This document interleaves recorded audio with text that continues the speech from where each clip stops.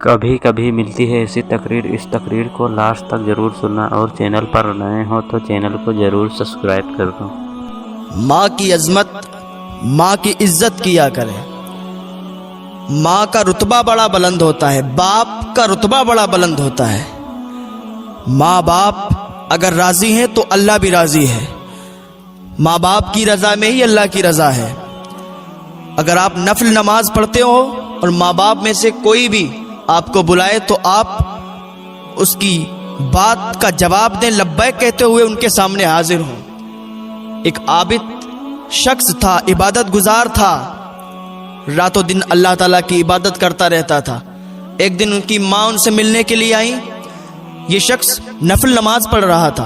ان کی ماں نے آواز دی، بیٹا میں آئی ہوں، میں تجھ سے ملنا چاہتی ہوں، میں تجھ سے ملاقات کرنا چاہتی ہوں، بیٹا مجھ سے مل لے آ کے، مجھ سے دو باتیں کر لے آ کے۔ لیکن یہ نفل نماز پڑھ رہا تھا۔ اس نے سوچا، یا اللہ میں نماز پڑھ رہا ہوں، نماز توڑوں یا ماں سے ملاقات کے لیے جاؤں؟ یا اللہ ادھر ماں بیٹھی ہوئی ہے، ماں مجھ سے ملاقات کرنے کے لیے آئی ہے، میں تیری عبادت کر رہا ہوں، نفل نماز پڑھ رہا ہوں، یا اللہ میں کیا کروں؟ تو اس نے نماز کو ترجیح دی اور ماں سے بات نہیں کی، ماں کے پاس نہیں گیا۔ ماں واپس لوٹ گئی۔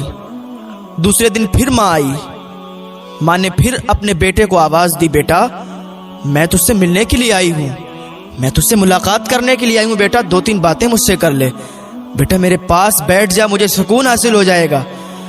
یہ پھر نفل نماز پڑھ رہا تھا۔ فوراً اس نے اللہ کی بارگاہ میں عریضہ پیش کیا، یا اللہ میں نماز توڑوں تو ماں کے پاس جاؤں؟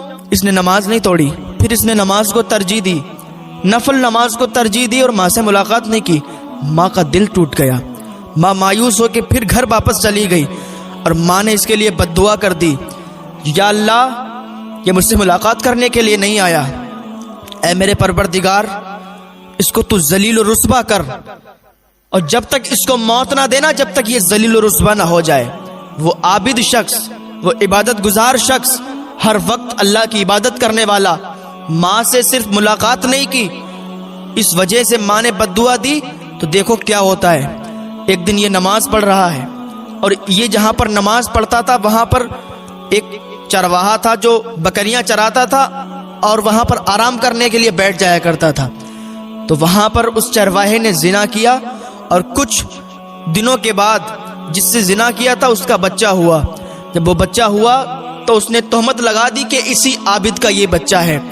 اس عورت نے بھی تہمت لگا دی یہ عابد کا بچہ ہے، کیونکہ ادھر ماں نے بد دعا کی تھی تو ذلیل تو اسے ہونا تھا۔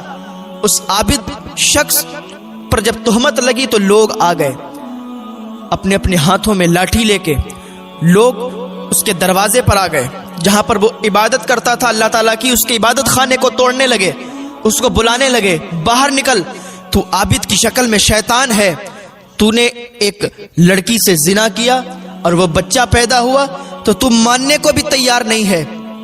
لوگ اس کو برا بھلا کہنے لگے، ذلیل کہنے لگے، ذلیل کرنے لگے، اور لوگوں نے اس کے عبادت خانے کو توڑنا شروع کر دیا۔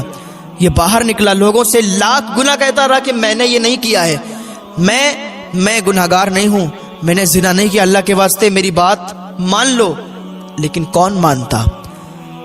اس عابد انسان نے سوچا اب کیا کریں؟ اللہ کی بارگاہ میں فریاد کی، اللہ اب میں کیا کروں کہ لوگ ان کو معلوم چلے کہ میں گناہگار نہیں ہوں۔ اس عابد انسان نے کیا کیا؟ وہ اسی بچے کے پاس، ابھی چھوٹا سا بچہ ہے، وہ اس بچے کے پاس گیا اور کہا، اے بچے تجھے حضرت موسیٰ علیہ السلام کا واسطہ ہے، تو بول اور بتا کہ تو کس کا بچہ ہے، تو کس کا بیٹا ہے۔ وہ چھوٹا سا بچہ بولتا کہ میں فلاں شخص کا بیٹا ہوں، میرا فلاں باپ ہے۔ جب اتنا اس نے کہا نا تو مجمع سے نعروں کی صدائیں بلند ہو گئیں اور لوگوں نے اس سے معافی طلب کی اور کہا، میں نے جو تمہارا گھر، تمہارا عبادت خانہ توڑا ہے میں اس کو صحیح کر دوں گا، سونے چاندی کا بنوا دوں گا۔ اس عابد نے کہا، تم سونے چاندی کا مت بنواؤ، جیسا میرا عبادت خانہ بنا تھا تم ویسا ہی بنا دو، کیونکہ اسے معلوم تھا کہ ماں نے بد دعا دی ہے، ماں کی بد دعا کی وجہ سے میں یہاں ذلیل ہوا ہوں۔ تو ماں کی بد دعا کبھی مت لینا میرے بھائیوں، ماں سے دعائیں ہی لینا، باپ سے دعائیں ہی لینا۔ ماں باپ کے قدموں کے نیچے جنت ہے، ماں کے قدموں کے نیچے جنت ہے، تو باپ جنت کا دروازہ ہے۔ اپنے ماں باپ کو سمجھو، جب یہ دنیا سے چلے جاتے ہیں تو ریشم کے تکیے پر بھی نیند نہیں آتی ہے۔ ماں باپ کی عزت کرو، ان کی سیوا کرو۔ انسان کیا سوچتا ہے جب وہ بوڑھا ہو جاتا ہے؟ ماں باپ جب بوڑھے ہو جاتے ہیں ان کی تمنا ہوتی ہے کہ میرا بچہ ہمارا سہارا بنے گا، ہمارے بچے، ہماری اولاد ہمارا سہارا بنیں گے۔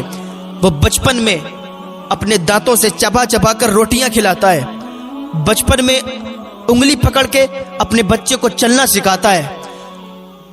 ماں ایسی ہوتی ہے کہ بچے کو گیلے سے نکال کے سوکھے میں لٹاتی ہے اور خود گیلے میں سو جاتی ہے۔ ماں کی ممتا تو یہ ہوتی ہے، ماں کا پیار تو اتنا ہوتا ہے، لیکن باقی بچہ جب جوان ہو جاتا ہے تو کہتا ہے تم نے میرے لیے کیا ہی کیا ہے، تم نے کیا کیا میرے واسطے؟ تم نے کچھ نہیں کیا، تمہیں کچھ کرنا نہیں آتا، تمہیں سماج کے حساب سے جینا نہیں آتا، تم کچھ نہیں جانتے۔ اپنے ماں باپ سے کہتے ہیں کہ تمہیں کیا معلوم ہے دنیا میں آج کل ہو کیا رہا ہے۔